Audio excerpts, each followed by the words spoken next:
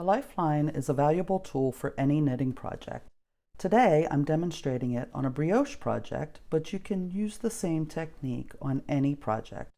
Use lifelines anytime you are knitting a new technique, before a complicated part of a pattern, or anytime you're feeling unsure about a pattern. In this swatch, I've already placed 2 lifelines. Now they're different colors, but that doesn't matter. I just grabbed whatever waste yarn I had near me when I needed to place a lifeline.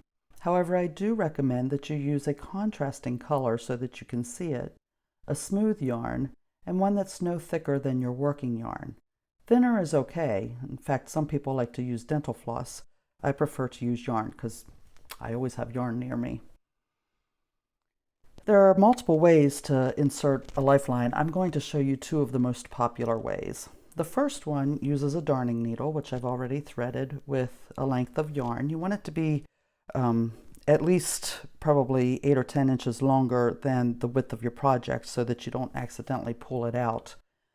And you just slide your stitches up on your needle. Well, you could do it on the needle or on the cord, it doesn't matter.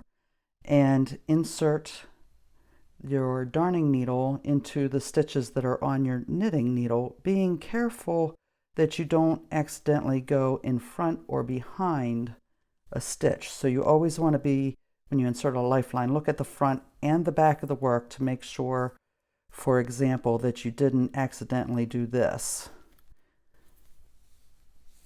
Go behind a stitch like that, where you see I've got the lifeline sticking out behind that stitch. If you do that, just take it out back to that spot and rethread your needle and keep going to the end. Now, when you place a lifeline, note on your pattern which row you place the lifeline in. That way, if you have to rip back to it, you don't have to try to remember. You've got it right there on your pattern, and you'll know which row to start back up with. So for example, if you place the lifeline in row 5 of your pattern, it's holding the stitches of row 5. So if you rip back to the lifeline and start knitting again, you need to start knitting with row 6. I typically like, in patterns with repeats, to place the lifeline on the last row of the pattern repeat. That way, even if I forget to write it down, I always know that if I have to rip back to it, that I will start on the first row of the pattern repeat. So you can see it's kind of sticking out between the stitches here, and sometimes it's lumpy and kind of messy looking. To straighten that out, just tug on one end and it will settle that lifeline down into your stitches. Now that you've got the lifeline in, you will just start knitting as normal, being careful that you don't knit the lifeline. I will show you that after I show you the next way to insert a lifeline. Now this way, you need floss threader, and this is just a sample packet I got from my dentist, but this is what they look like. They are just stiff plastic. It's like a giant needle. And you will, so you have your project and you're getting ready to knit your next row. So your stitches are on one needle. On your empty needle, you will use the floss threader like a needle. So thread your lifeline through it, just like you would on a needle. And then in the hole on your circular needle, of course this only works for circular needles that have these holes in them, use that hole that's designed to use with a tightening tool to insert your lifeline. I always call it the lifeline hole. And then just pull it through like that. Then let it dangle with one short end and one long end. The long end has to be at least as wide as your work, because that's what's going to hold the stitches. Then you knit across your next row in whatever pattern you're following, just like normal.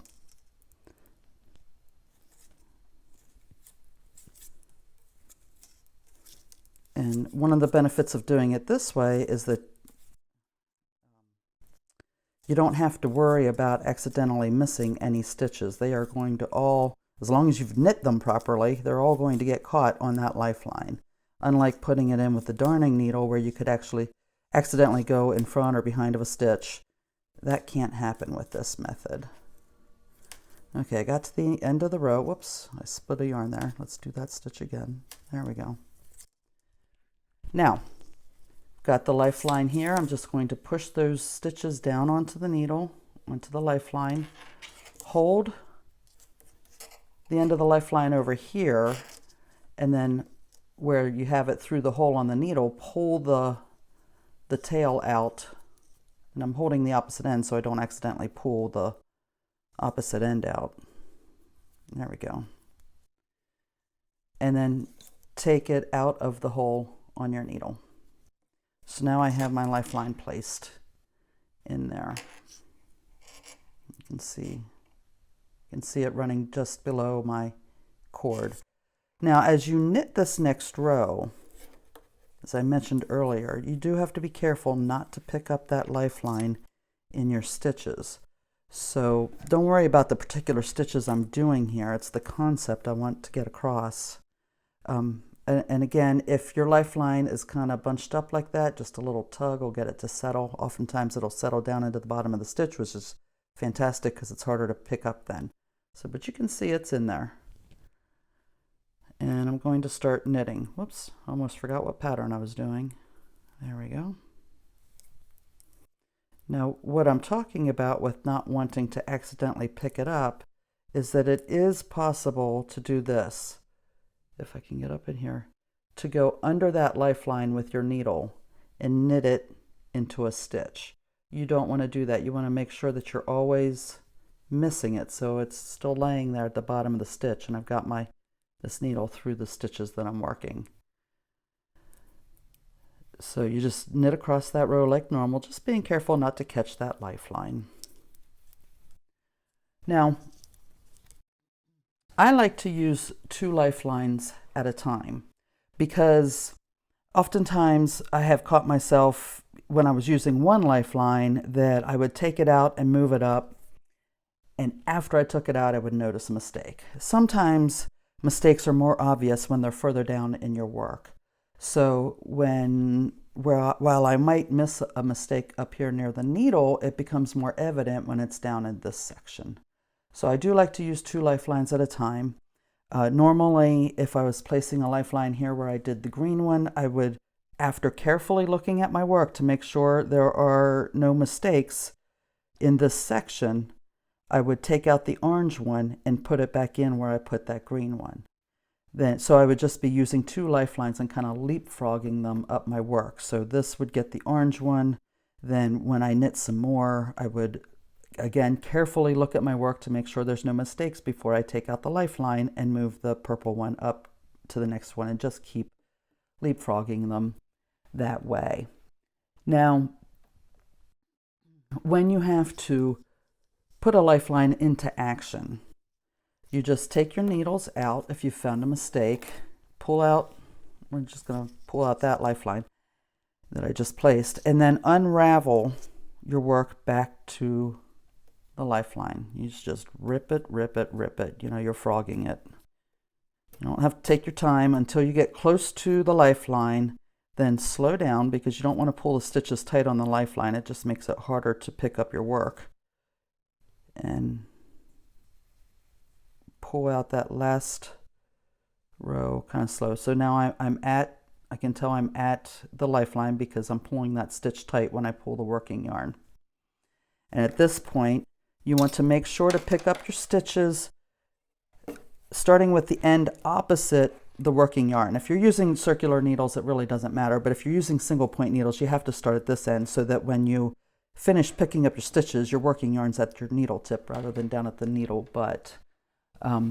And just carefully follow that lifeline.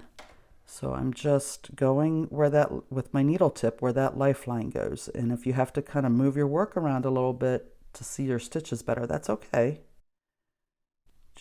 And you know, sometimes it's easier to look at it from the back than the front. You can see me kind of twisting my work around to get a better look at it as I follow that lifeline.